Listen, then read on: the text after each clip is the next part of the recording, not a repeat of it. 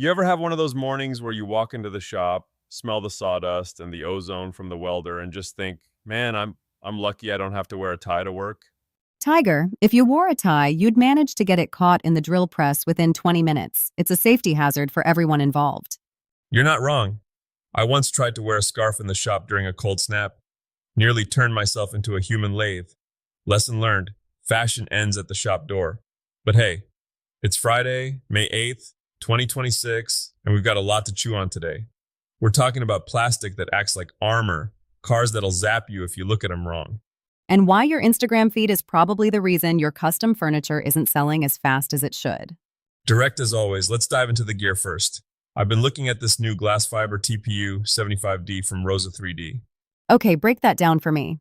I know TPU is the squishy stuff, like phone cases. Why do I care if it has glass in it? Because usually squishy and engine bay don't play nice together. You put a standard 3D print near a hot manifold or soak it in a little stray motor oil, and it turns into a sad, melted puddle of regret. This stuff, it's reinforced. It's like giving your flexible parts a skeletal system. I'm thinking custom intake gaskets, vibration mounts for fuel pumps, things that need to give a little but won't surrender when the temperature climbs. So it's the tough guy of the filament world. But is it a pain to print? It'll eat through a brass nozzle like a termite through soft pine. You've got to use hardened steel. But honestly, for the ability to print industrial-grade seals on a machine that sits next to my coffee pot, that's a lopsided trade in my favor. Speaking of things sitting next to your coffee pot, you saw the Duroxen Kickstarter? A desktop CNC lathe that actually fits on a workbench without requiring a structural reinforcement of the floor? I did. And my inner old-timer is grumbling while my inner tech geek is doing backflips. Back in the day, a desktop lathe meant it was small enough that only 4 guys had to help you lift it. This thing is aiming for high precision in a footprint that doesn't claim half your real estate. I can hear the skepticism in your voice. You think it's too light to be accurate? It's the eternal struggle. Mass is the friend of precision, but the tech is catching up. If they've dialed in the rigidity, this is a game changer for the guys making custom fountain pens, watch parts, or even just specialized bushings. It's about taking that industrial capability and shrinking the barrier to entry. No more sending out for a 3-week lead time on a simple turn part. It feels like the gap between I make stuff in my garage and I run a manufacturing plant is getting thinner every single day. It is, which actually leads us into the big picture stuff. I was looking at the WorldPack STX insights for this year. If you're a mechanic or automotive technician, as the paychecks say, the world just got a lot more sparky. You mean the high voltage shift? I noticed the 2026 training schedules are basically 80% electronics and 20% how not to get electrocuted. High voltage and hybrid systems are the new learning how to use a hammer. If you can't navigate a rolling computer, you're basically a high-priced oil changer. The 2026 technician is a diagnostic specialist. You're chasing electrons, not just leaks. Honestly, that sounds intimidating for the guys who grew up just wanting to swap out carburetors. It is. It's a total rewire of the brain. But WorldPack hit on something even bigger, business fundamentals. They're saying that being a wizard with a multimeter isn't enough anymore. You have to understand shop flow, how to talk to a client who's terrified of their car's blue screen of death, and how to manage the back end. So, the lonely genius in the back of the shop is an endangered species? Extinct or close to it. If you want the top tier pay, you have to be 1 part engineer, 1 part programmer, and 1 part customer service pro. It's a skill stack. You can't just be one-dimensional. It's like building a chair. Doesn't matter how pretty the carvings are if the legs are different lengths. The business side is the legs. Speaking of the legs of a business, can we talk about why you're still trying to do your own marketing? Because the Maker Mogul segment today felt like a personal call out to everyone with a cluttered workshop and a dead Instagram account. Ouch. My pride. But you're right. We see these guys like Russell Brunson talking about funnels, and most makers just blink and go back to their lathes. We think a buy now button on a website is a marketing strategy. It's not. It's a digital paperweight. Exactly. The trend for 2026 is moving toward the journey. People don't just want the walnut cutting board, they want to be part of the story of how that walnut was salvaged from a 100-year-old barn. But Tiger, most makers I know, including you, would rather eat a bowl of wood chips than spend 4 hours editing a storytelling video for TikTok. Which is why the mogul action item today is actually my favorite. Use freelance talent.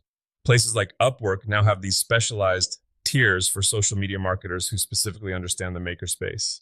So you're saying hire someone to do the shouting so you can keep making? Exactly. You wouldn't try to forge your own anvil before you started blacksmithing, would you? Well, actually, knowing some of our listeners, they probably would. But you get the point. Leverage the experts. If someone can take your raw footage and turn it into a narrative that sells your work while you're actually at the workbench, making the next piece, that's not an expense. That's an investment. It's the CEO mindset versus the hobbyist mindset. One of them scales, the other one just gets dusty. Speaking of dusty, let's talk weekend projects.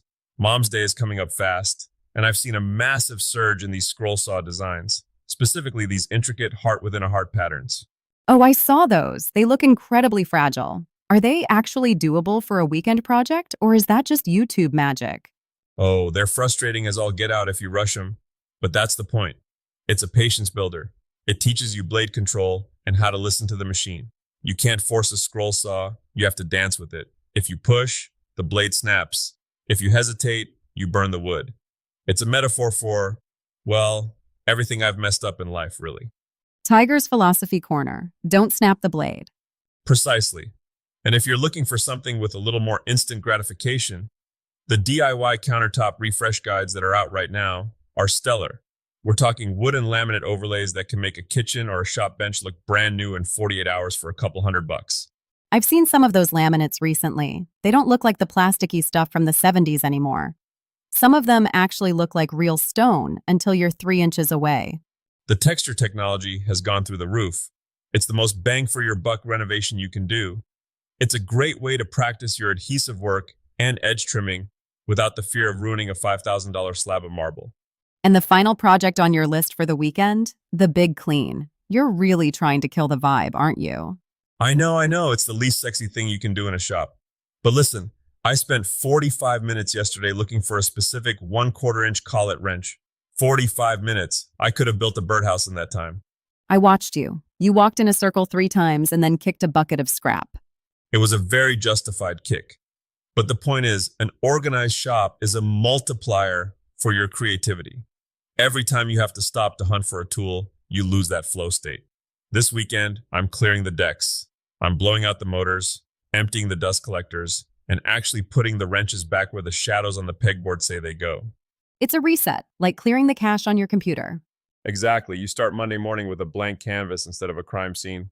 So what's the big takeaway for our tigers today? We've covered everything from glass-filled plastic to high-voltage careers and marketing funnels.